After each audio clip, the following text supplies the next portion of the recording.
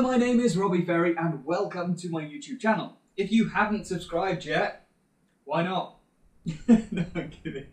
So I did a video a few days ago about contact points on the bike. So we're talking about pedals, saddle, handlebars, but I didn't go into really much information about it. So I'm doing separate videos on each point to tell you how you can improve them. So we did saddle the other day. Now today we're doing handlebars. So how can you improve comfort on your handlebars? How can you make your hands feel better? Well, firstly, the best bit of advice I can give you here is it's all going to ultimately here come down to bike fit. Yes, you really need to get your fit right to get your hands feeling right. But if you've had a fit and you still feel as though you could be a bit more comfortable, then this is a great video for you. So how can you make it easier? So come and have a look at my cockpit now, and we're going to show you what I've got going on. Hi guys, so welcome to my garden. So I don't want to talk about the bike upstairs because that's what I'd probably use for a 10-mile TT, like old school where you have to use a road bike. And that's something you don't really need to worry too much about comfort on. But when you're riding distance, you really do need to worry about it. So I want to take you to my race bike, my ultra race bike. So this is it. This is my Linsky GR270. I'm actually changing to a different, bike this year, but I'm yet to talk about that. So I just want to show you here what I've done.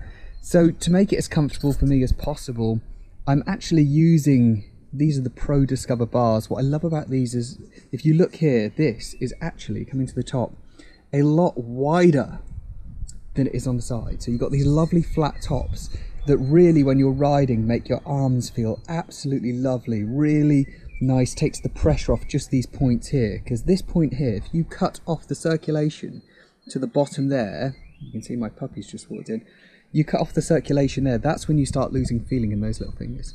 Yeah, and that's something we don't want, because I actually rode a very uncomfortable setup once and didn't have feeling in those fingers for 2 months after. I thought I had carpal tunnel, and luckily enough I didn't.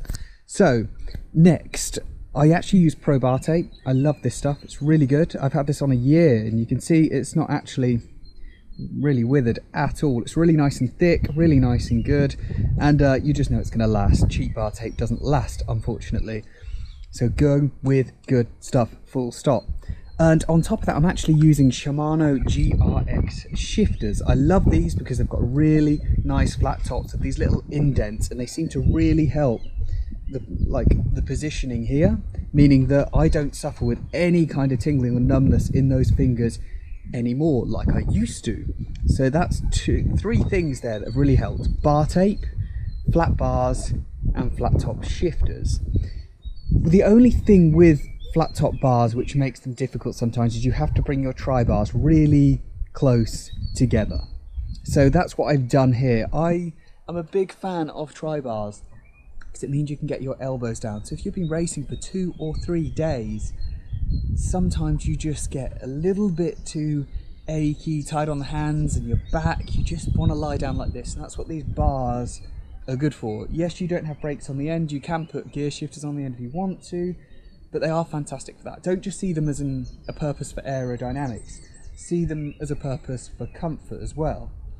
So going back to your setup, how can you improve step by step your comfort in your hands? So firstly, we'll come back in the house. It's a little bit quieter. It's a little bit easier for me to do these videos without all the wind and stuff flapping about everywhere. So the first thing I'd look at doing is a bike fit. So if you want to get better hands, nicer feeling, less strain here, the first thing I'd recommend is getting a bike fit. And then what they'll do is they'll adjust your saddle height, they'll adjust your saddle, and that's going to relieve and add pressure as and where it needs to be. But go to a good bike fitter, and that's the first thing you can do to improve comfort here. Secondly, better handlebars. Yeah? So if you want to do flat tops like I do, fantastic. That's a really good way. So when you're climbing, you can put your hands like this. Feels lovely. Takes all the pressure off these little bits here. Really recommend flat top bars, not only because they look cool and aerodynamic, but because they're comfortable. If you prefer round bars there, then round bars are great as well. This is going to be a really personal thing to yourself. So always think about, what do I like? you know, and then say to your fitter, I like this, does this work? You know, that's probably the best way of going about it. The next thing is, you can think about changing your shifters, but they're probably going to be the right shape that they need to be. You know, the GRX one's a nice flat top. They're actually made, the GRX ones, because it's a gravel group set, so they're expecting you to get a lot of pressure, a lot of bumpiness there. That's why they flatten the top. But even the Dura-Ace ones, I find really comfortable because they're nice and round, and you can really wrap around and you feel really sporty there. So I wouldn't recommend changing your shifters. I'd kind of use what you've got in your group set there, because it's something that you'd adjust to. You can go to a lot of trouble, but I don't think you can get much benefit out of that. Some people I hear about, they double wrap their bar tape. I've never really seen this done in Ultra. If you want my personal honest opinion, I wouldn't double wrap your bar tape. I would actually just get some really good thick bar tape. So you know that stuff on Amazon that costs £4? Terrible, yeah? But why would you think that'd be good for £4, yeah? Go and spend 12, 15 quid on some really good stuff, like Chrome, and you'll get so much more out of that. Probably don't double wrap it. The next thing you can do is wear gloves. I wear gloves quite a lot. That is true. Some people say, oh, just rule 5, man up and all this. Yeah, if you want to wear gloves, people. Really don't let people dictate what you should and shouldn't do with your own bike. I love wearing gloves. I wear them in summer. I wear them in winter. Over the years, I've gone for slightly less and less padded gloves, to the point now where I just kind of use fabric gloves. I don't really have any padding in. But that's taken years of riding to get to that point. So if you want to wear gloves, wear gloves. So what I'd look at is maybe changing your bars, changing your tape, and wearing some gloves. That's how you're going to get more comfortable. But ultimately, it is going to come down to your bike fit.